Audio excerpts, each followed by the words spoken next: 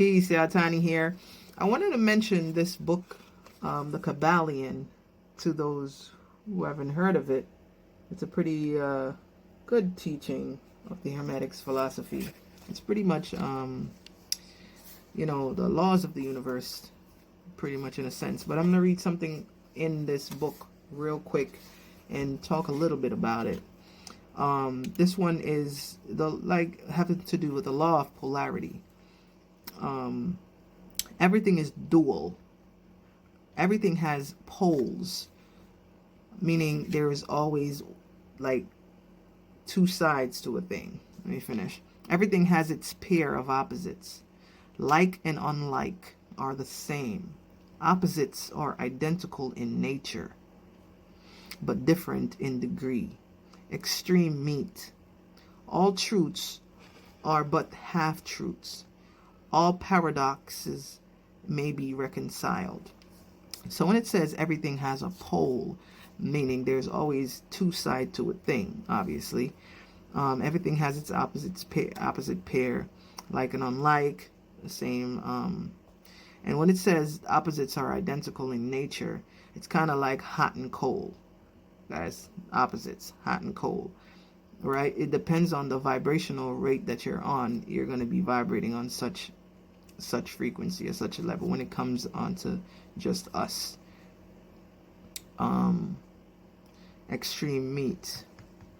But it's just a little quote I just wanted to mention here, because there's duality in all things in nature. Like there's male and female, hot and cold, good and evil, however you want to call it. So if there wasn't one thing, there couldn't be another. You understand? Meaning, if there wasn't bad, what would you know how to be good? Like, how would you know how to be good if there wasn't such thing? So this is where choice comes in within ourselves, within our minds. We know that if one exists and it's not making you feel right internally, frequency-wise, there is another way to get to a different place of abundance and feeling good within self, right? So it is necessary. We always talk about, evil and stuff, but if there was not evil, you would know where to move from in order to get to a place of good. The thing is, people have been stuck in these religious tradition for so long, and it's like we're a bunch of talkers. We like to talk and just stick with the traditional thing because it may sound good to somebody or something.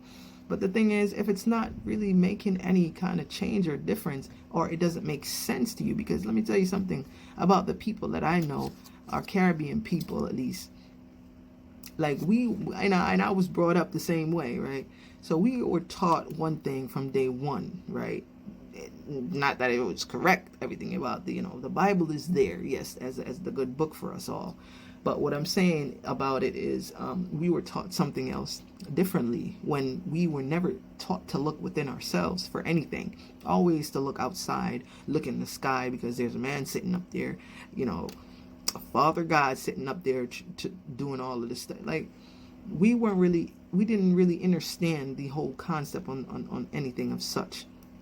So when it comes to like just knowing self, that's the key to the first thing of consciousness and just anything of good, I guess, to just start knowing about self, right?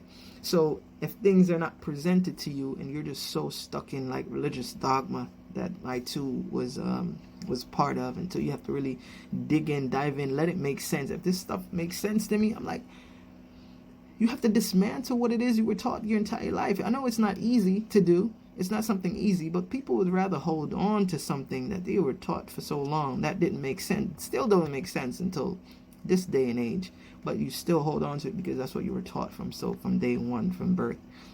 But that doesn't mean that's just the truth. You have to try to learn to let go of certain things, man. You know what I'm saying? If it doesn't make sense, if it's not really doing anything for you, if you're not elevating within self, within spirit, you still find yourself stuck at the same place that you used to be from day one, and you don't know how to move. That's why we become these